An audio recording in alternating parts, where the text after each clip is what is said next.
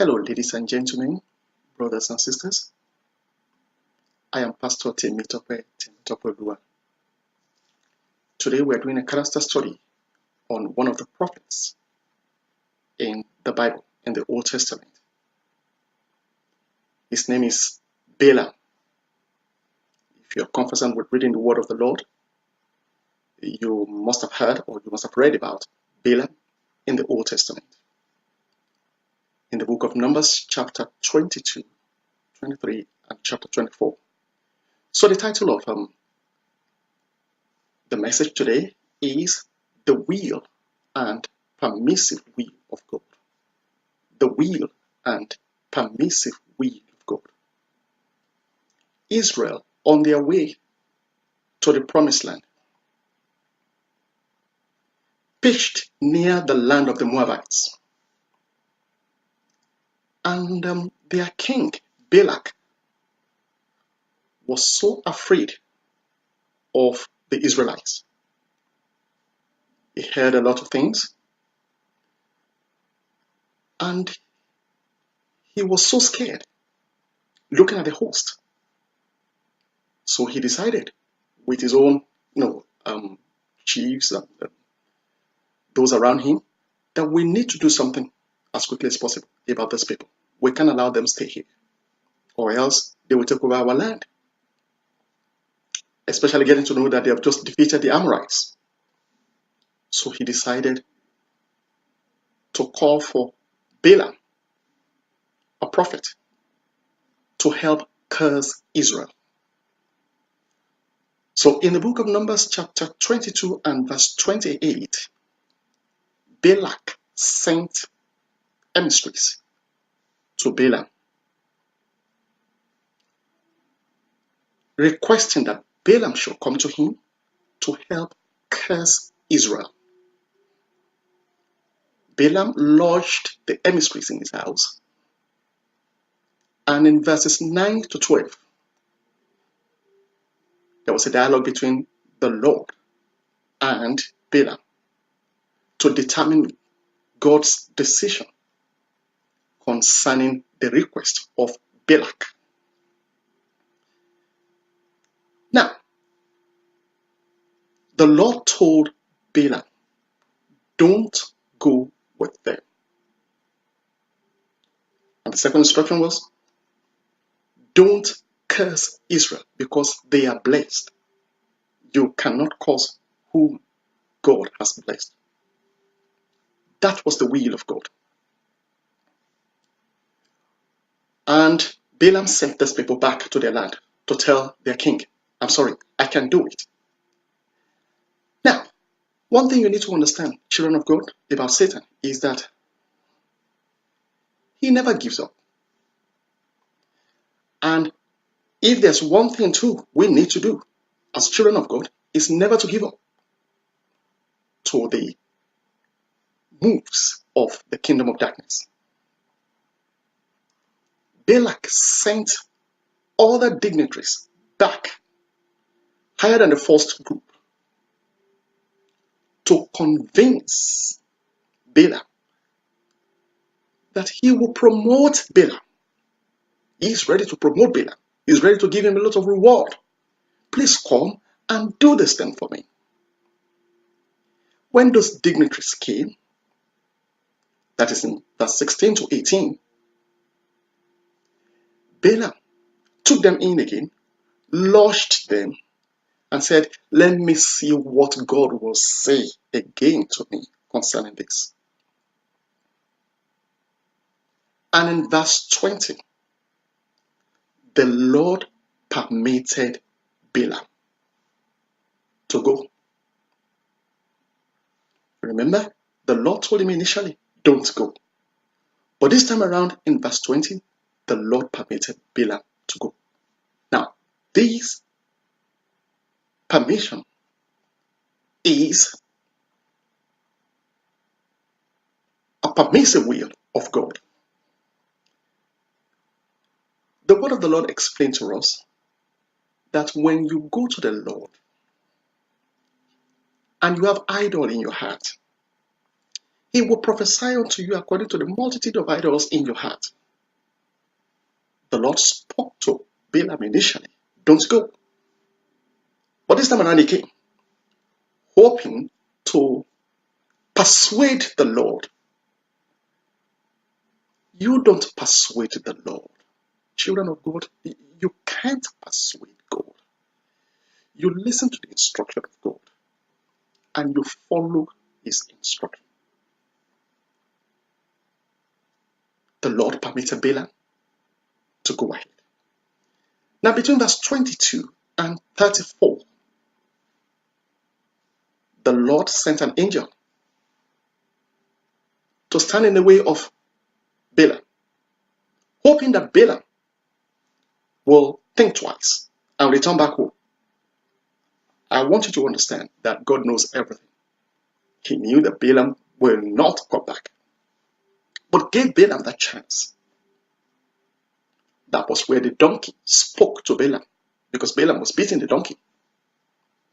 Move this way, move that way. And eventually the donkey spoke to Balaam.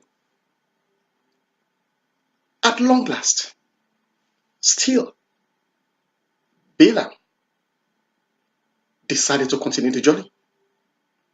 He spoke to the angel, and the angel permitted him at long last. Brethren, we need to understand this. You see, those in the kingdom of darkness, they know how to manipulate their pagan gods. Pagan gods are open to manipulation. You remember the case of prophets of Baal in 1 Kings chapter 18 from verse 26 to 27. The prophets of Baal were cutting themselves to gain the attention of their God so that he would change his mind and do what they are asking their gods to do. But our God is a sovereign God.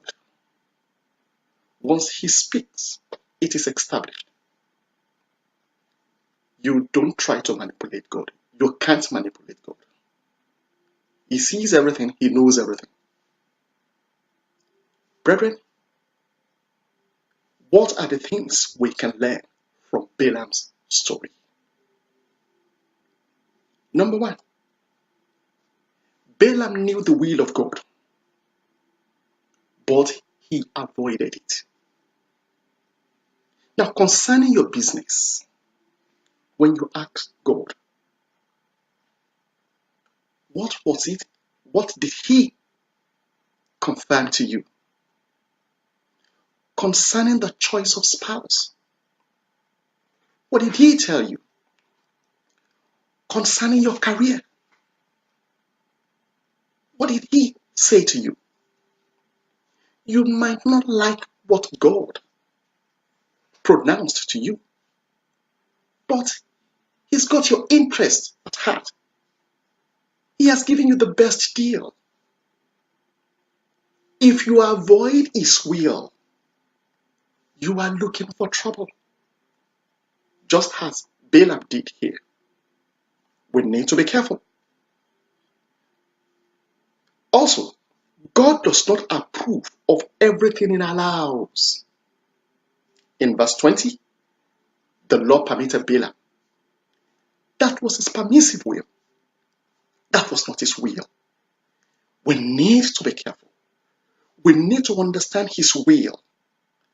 And then we need to understand that his permissive will is somewhere you don't want to go, because you won't have a good story to tell at the end of the day.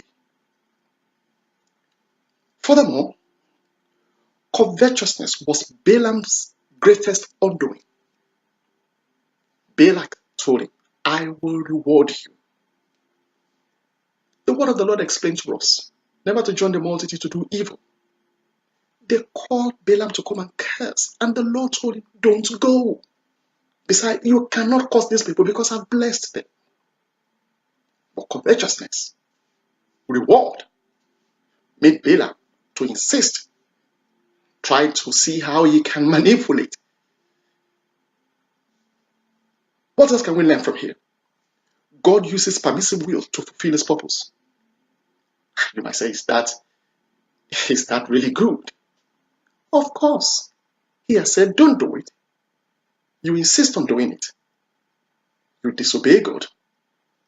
One thing about God is this: his will always come to pass, one way or the other. He uses our disobedience to instruct others. When you refuse to follow the will of God, eventually you get into trouble. Others will learn. Ananias and Sapphira, in the book of Acts chapter 5, their problem, God used it to bring fear to the early church. Nebuchadnezzar, the Lord warned him through Daniel and others. He refused. And he continued in his evil ways. Eventually, God took him out from the midst of humans. And he was in the forest for 7 years. After he repented, God brought him back again. Why? So that the purpose of God might be achieved. And what was that purpose? That God alone ruleth in the affairs of men. Lastly, brethren, understand one thing. When you walk contrary to the will of God, that means you are working against God. The God that is supposed to be your advocate now will become your adversary. The question is this, brethren: can you battle with the Lord? You know you cannot battle with the Lord. So, my counsel to us is this: at every point in time you go before the presence of the Lord to ask, to inquire about things, understand, always go for the will of God.